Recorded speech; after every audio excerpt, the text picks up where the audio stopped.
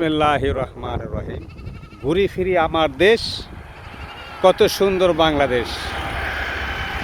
আমরা ছোট সময় দাতা হাতেম তার বাংলা উপন্যাস গল্প শুনতাম। শাম রাজার দেশ,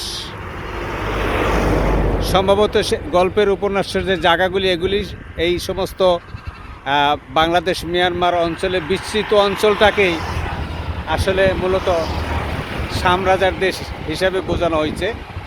তো প্রিয় ভিউয়ার্স, সোনালি ধানের মৌ গন্ধে প্রাণটা ভরে যাচ্ছে।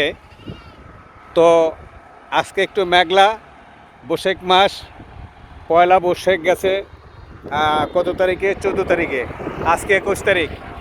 এখনও আমরা বটতলায় বসে এসে হে বৈশাখ কত গান গাইলাম, এখন পর্যন্ত বৈশাখের আমাদের অঞ্চলে পাই নাই। মানে আমি যে অঞ্চলটা আসছি, বাংলাদেশ মিয়ানমার সীমান্ত অবস্থিত বিশাল এক ভূমি। দেখেন, এখানে আকর্ষণীয় হচ্ছে আজকে মহিষগুলি নাই, অন্য নদীর খুব মহিষ থাকে এই জায়গায়।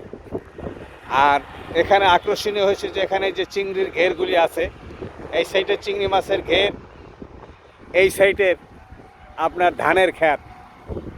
তো এক সাইডে মাছের ঘের, এক সাইডে ধানের ক্ষেত।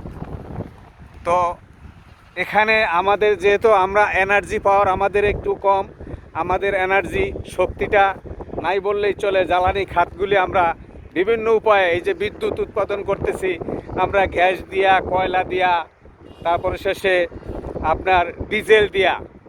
কিন্তু আমি মনে করি আমাদের এই যে খালি জায়গায় দেখেন ধুধু করে, এখানে যেহেতু গাছ নাই, এখানকার আমার মনে হয় বায়ু বিদ্যুৎ প্লান্ট যদি দেওয়া হয়, যেভাবে বাতাস আসতেছে, তাহলে মনে হয় 20, 30, 50 মেগাওয়াট বিদ্যুৎ তৈরি করা কোনো অসম্ভব কিছু না।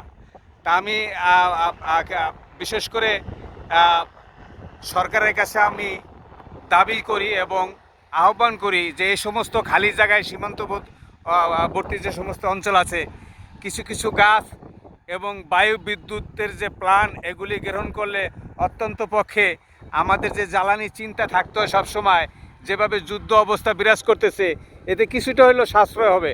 আসুন আমরা বেশি বেশি করে গাছ লাগাই, কেননা গাছ ছাড়া, গাছ হচ্ছে আমাদের অর্ধ অংশ। গাছ যদি না লাগাই আমাদের ভবিষ্যৎ প্রজন্ম টিকতে পারবে না, বাঁচতে পারবে না। কাজেই আসা যাওয়ার তালে তালে পৃথিবী ঢিলে ঢালে পৃথিবীর মতো থেকে যাবে, আপনি আমি থাকবো না। ভবিষ্যৎ প্রজন্ম যদি যেভাবে ক্লাইমেট চেঞ্জ হইতেছে এগুলি যদি রোধ করা না যায় তাহলে থাকবে না। ওই যে দেখেন বাংলাদেশের দূরে পতাকা উঠতেছে, হ্যাঁ বাংলাদেশের পতাকা উঠতেছে, এই যে দেখেন, এই যে বাংলাদেশের পতাকা উঠতেছে, হ্যাঁ। আর আচ্ছা জুম করে আনা হয় না, শক্তিশালী ক্যামেরা, ওদিকে যে মিয়ানমার আর কি। তা আসুন আমরা গাছ লাগাই, দেশ বাঁচাই। যে যেখানে থাকেন ভালো থাকেন, আবার দেখা হবে, আবার কথা হবে অন্য কোনো জায়গায়। আসসালামু আলাইকুম।